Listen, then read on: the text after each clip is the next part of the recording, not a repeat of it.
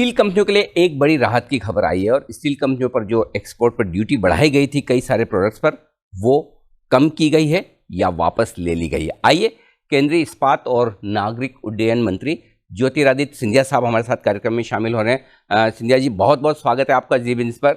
सबसे पहले जो सवाल है कि एक्सपोर्ट ड्यूटी वापस से ली गई है, सरकार ने जो स्टील के एक्सपोर्ट पर लगाई थी, वजह बताई जा रही थी कि महंगाई काफ़ी ज़्यादा है।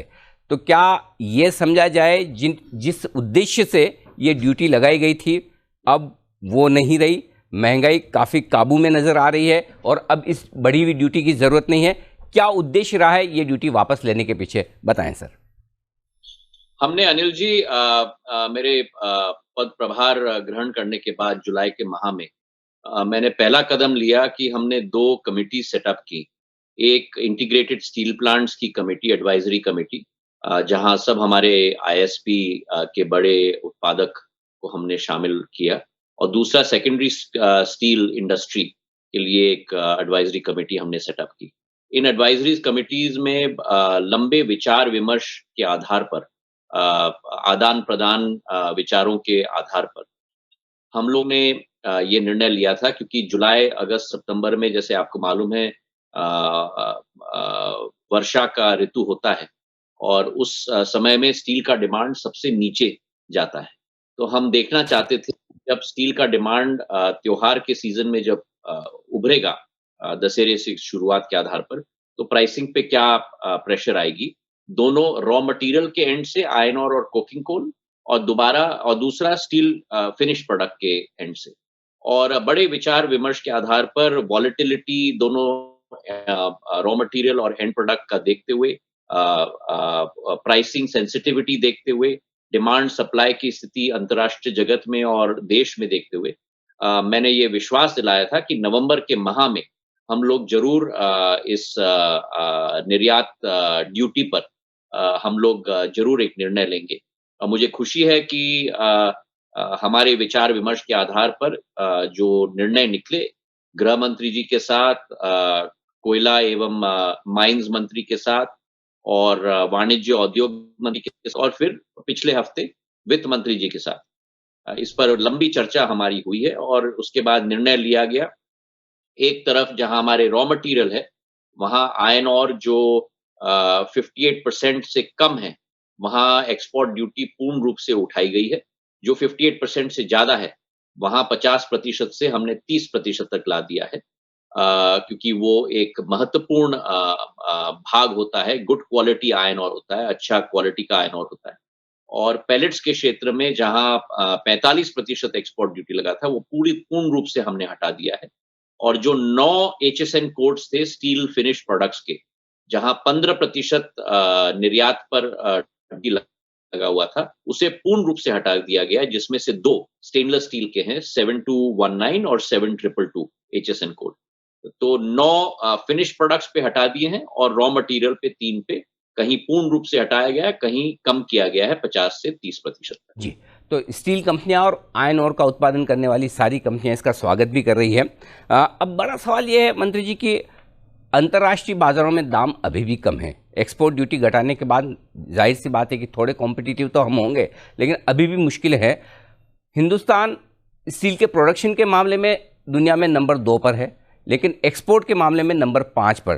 तो अब इंडस्ट्री को कुछ और चाहिए जिससे कि वो अपना एक्सपोर्ट बढ़ा सके। आपका मंत्रालय इस दिशा में क्या कुछ मदद कर सकता है स्टील कंपनियों की, ये मैं जानना चाहता हूँ।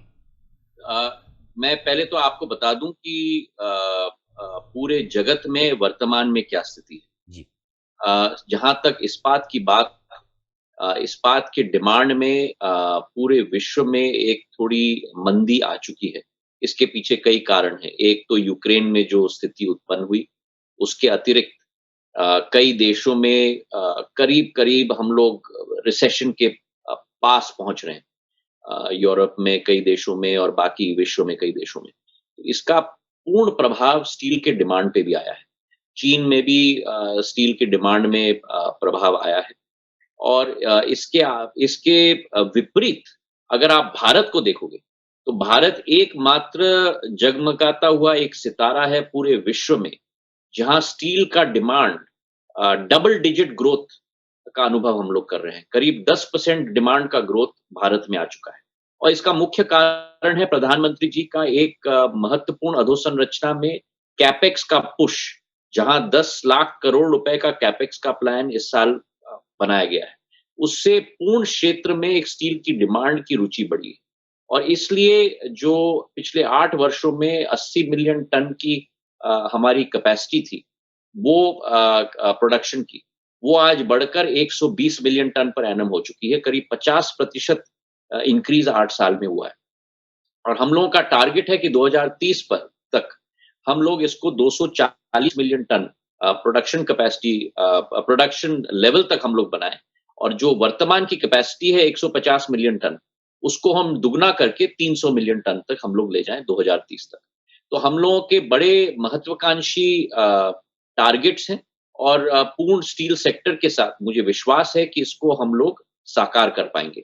इसी के साथ-साथ एक पीएलआई स्कीम भी हमने स्पेशलिटी स्टील के लिए क्रियान्वयन की है, जहां 6,232 करोड़ रुपए की incentive stainless steel speciality steel sector के लिए हमने लाया है और मुझे खुशी है आपको रिपोर्ट करते हुए कि इस पीएलआई स्कीम के अंतर्गत करीब-करीब 80 एप्लीकेशंस आए हैं 35 कंपनियों से, जो 26 मिलियन टन पर एनम एडिशनल कैपेसिटी बनाएंगी आने वाले दिनों में देश में, जिसके आधार पर करीब-करीब 46,000 करोड़ रुपए का नया निवेश किया जाएगा और करीब 70,000 नए रोजगार के अवसर उत्पन्न होंगे।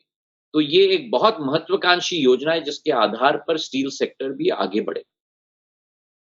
आ, वैसे आप काफ़ी डायनामिक अप्रोच रखते हैं। फिलहाल तो इंडस्ट्री सेल्फ सफिशिएंट है, आराम से काम कर रही है। अब आपने ड्यूटी भी कम कर दी, लेकिन जिस तरह से अंतर्राष्ट्रीय बाजारों में दाम कम है और एक डंपिंग होने का जो खतरा है, जिस पर 2017 में आपने एक्शन भी लिया, एंटी डंपिंग ड्यूटी लगाकर इंडस्ट्री को बचाया भी, क्या ज़रूरत पड़ने पर फिर से वो कदम हो सकता है एक्सपोर्ट ड्यूटी हटाकर डंपिंग ड्यूटी लगाना? और दूसरा, कोकिंग कोल की प्राइसेस जो है अंतर्राष्ट्रीय बाजारों में काफ़ी ज़्यादा है और हमें इंपोर्ट करना पड़ता है, उससे भी इंडस्ट्री थोड़ी परेशान है। वहाँ पर किसी कोई राहत की उम्मीद सर?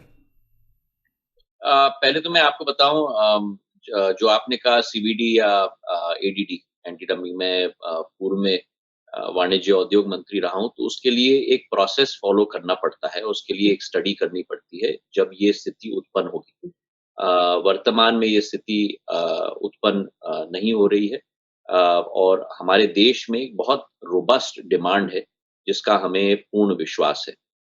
जहाँ तक आपका दूसरा प्रश्न क्या था आपका अनिल जी? मैं ये जानना चाहता हूँ कि कोकिंग कोल के प्राइसेस भी काफ़ी ऊपर है और हमें इंपोर्ट करना पड़ता है, तो इंडस्ट्री थोड़ी परेशान है उससे। एक्चुअली कोकिंग कोल की जो विषय है, आपने बड़ा उम्दा और सही मुद्दा उठाया है। हमारा करीब 60 मिलियन टन का डिमांड है कोकिंग कोल का और इसका करीब 90% हम लोग इंपोर्ट करते हैं वर्तमान की परिस्थिति में।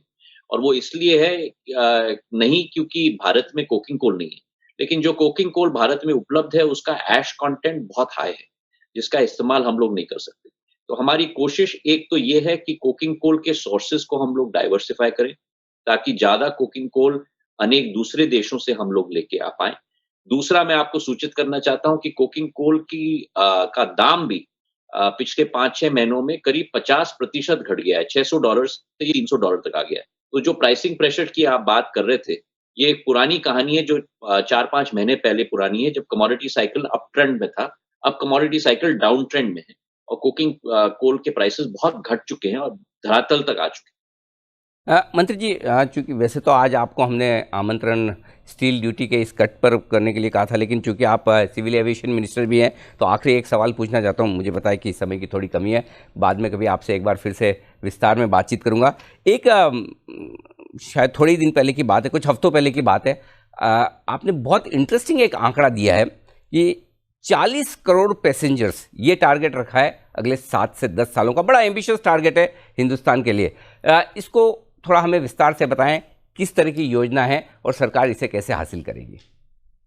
ये एक वास्तविक आंकड़ा है और वास्तविक टारगेट है अनिल जी। मैं आपको इसलिए बताऊं कि वर्तमान में 144 हमारे डोमेस्टिक 144 मिलियन मतलब 14.5 करोड़ हमारे डोमेस्टिक पैसेंजर्स हैं जी। और करीब 60 मिलियन मतलब 6 करोड़ हमारे इंटरनेशनल पैसेंजर्स हैं।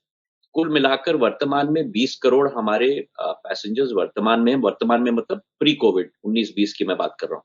और मुझे विश्वास है कि जिस तीव्र गति से हम लोगों का एयरपोर्ट एक्सपेंशन चल रहा है, जो आज़ादी के 70 सालों में हमारे केवल 74 एयरपोर्ट थे, आज 141, 142 एयरपोर्ट हमारे बन चुके हैं। मतलब ऑलमोस्ट पीएम के नेतृत्व में हमने एयरपोर्ट्स की संख्या हमने डबल कर दी। और आने वाले दिनों में ये एयरपोर्ट की संख्या 142 से जाके 200 के आंकड़े तक हम लोग छूना चाहते हैं, वाटर ड्रोम और हेलीपोर्ट मिलाकर। उसी के साथ जो हम लोगों का फ्लीट एक्विजिशन है, जो 2013-14 में हम लोग केवल 400 प्लेन्स देश में थे, आज 8 साल बाद हमारे 700 प्लेन देश में है। और जो हाई डिमांड का अनुभव ये क्षेत्र महसूस कर रहा है, करीब 100 से 110 प्लेन का एक्विजिशन प्रति वर्ष होगा। तो मतलब हम लोगों का अगले 5-6 सालों में करीब 1200-1300 जहाज तक हम लोग पहुंच पाएंगे। तो मुझे विश्वास है कि जो अभी 14.5 करोड़ जनता डोमेस्टिक साइड में नागर विमानन क्षेत्र से सफर कर रहे हैं, उसमें भी तीव्र गति की बढ़ोतरी होगी। और इंटरनेशनल की भी, जैसे लॉन्ग हॉल में, जैसे मैं सभी एयरलाइंस को कह रहा हूं कि लॉन्ग हॉल में हम लोगों को जाना चाहिए, तो लॉन्ग हॉल के लिए वाइड बॉडीड एयरक्राफ्ट का भी एक्विजिशन हो रहा है अनेक एयरलाइंस के द्वारा। विदेशी एयरलाइंस भी भारत में आने के लिए इच्छुक हैं। मुझे विश्वास है कि ये 40 करोड़ का आंकड़ा आने वाले 6-7 सालों में हम लोग जरूर तय कर पाएंगे, ये विश्वास है। बिल्कुल, तो ये सुनकर अच्छा लगा कि ये टारगेट एम्बिशियस नहीं है, वास्तविक है, रियल में, और हासिल करने लायक है। मंत्री जी, आपको एक बार फिर से बधाई और धन्यवाद देना चाहता हूँ। हमें लग भी रहा था कि शायद बजट के पहले ये ड्यूटी वापस नहीं ली जाएगी, क्योंकि बजट की प्रोसेस शुरू हो रही है, लेकिन इंडस्ट्री की संवेदनशीलता को देखते हुए आपने ये बड़ा निर्णय लिया है, उसके लिए आपको बहुत बहुत धन्यवाद। और आपसे फिर कभी समय लेकर, मैं एविएशन इंडस्ट्री से लेकर बहुत सारे सवाल हैं जिन पर मैं आपसे फिर से कभी अलग से चर्चा करूंगा, लेकिन आज आपने समय दिया उसके लिए बहुत बहुत धन्यवाद। बहुत धन्यवाद अनिल। Thank you.